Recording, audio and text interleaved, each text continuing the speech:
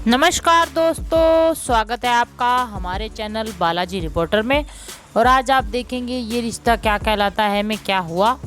Episode की शुरुआत मनीष के सड़क पर चलने और अक्षु को याद करने से होती है।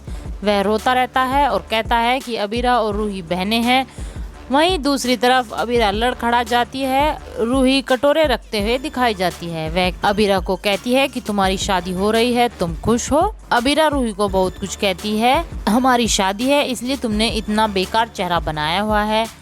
वहीं मनीष घर आता है और गिर जाता है और रोता है और कहता है कि तुमने मुझे फ़ोन किया अक्षरा, लेकिन मैंने तुमसे बात नहीं की। मुझे अबीरा की सच्चाई पता चल जाती, मुझे माफ़ कर दो अक्षु। वहीं स्वर्णा का कहना है कि मनीष जी हमें छोड़कर चले गए। स्वर्णा और सुरेखा घर में प्रवेश करती हैं। मनीष को जमीन पर गिरा हुआ पाकर चौंक जाती हैं और चिल्लाती हैं और दौड़कर उनके पास जाती हैं और पूछती हैं क्या तुम ठीक हो। वहीं अबीरा कहती है मुझे कुछ अच्छा नहीं लग रहा है, मुझे डर सा लग रहा है अरमान। अरमान कहता है तुम्हें क्या हुआ अबीरा। वह कहती है कुछ नहीं, पर नानू के पास ले चलो। अबीरा पर नानू चिल्लाती है और उनके घर पहुंच जाती है। वह ऊपर की ओर भागती हुई जाती है और देखती है कि पर नानू बीमार पड़े हैं। फिर अबीरा जोर से पर नानू चिल्लाती है। अरमान चिंतित हो जाता है। अबीरा पूछती है आपको क्या हुआ पर नानू। तभी अरमान कहता है कि हम इन्हें अस्पताल ले जाएंगे। अबीरा मनीष को पकड़ती है और आंखें बंद कर लेती है। अबीरा कहती है ये गलत बात है, आप पहले ही इतने सुंदर दिख रहे हैं, यह क्या काफ़ी नहीं था। अब आप सबका ध्यान अपनी ओर आकर्षित करने के लिए ऐसा कर रहे हैं।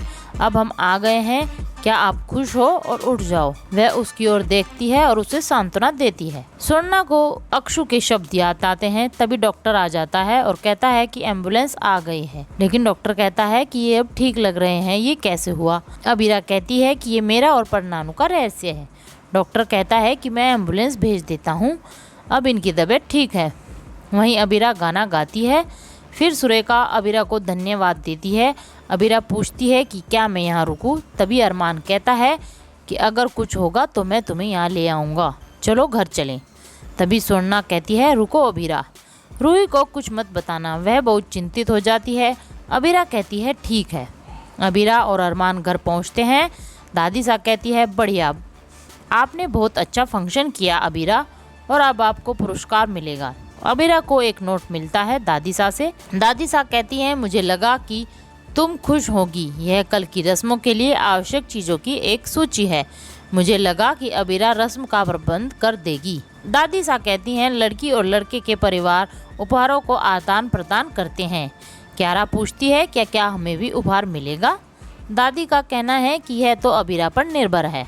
अरमान पूछता है कि दादी सा आप ऐसा क्यों कर रही हैं, हम उनकी स्थिति जानते हैं। तभी दादी साहब बोलती हैं अबीरा ने कहा उसके माता पिता का आशीर्वाद उसके साथ है, वह ये जरूर करेगी।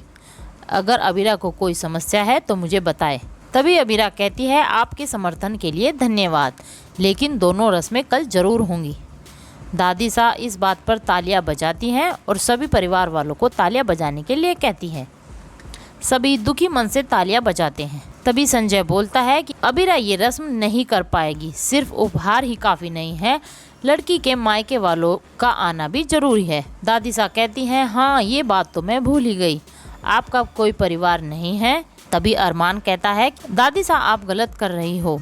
अबीरा अरमान को रोकती है और यहीं एपिसोड ख़त्म हो जाता है।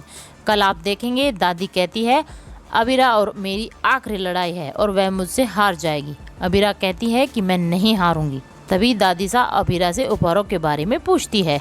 तभी मनीष की एंट्री दिखाई जाती है और मनीष जी कहते हैं कि अबीरा की मायके की ओर से उपहार आ गए हैं। अबीरा ये सब देखकर चौंक जाती है। क्या आज खुल जाएगा अबीरा का राज पूरे पोद्दार परिवार के सामने, और क्या होगा रूही का, क्या वो एक्सेप्ट कर पाएगी अबीरा को। अपनी राय हमें कमेंट्स के जरिए ज़रूर दें और हमारे चैनल को लाइक शेयर एंड सब्सक्राइब करना ना भूलें। आप सभी का धन्यवाद।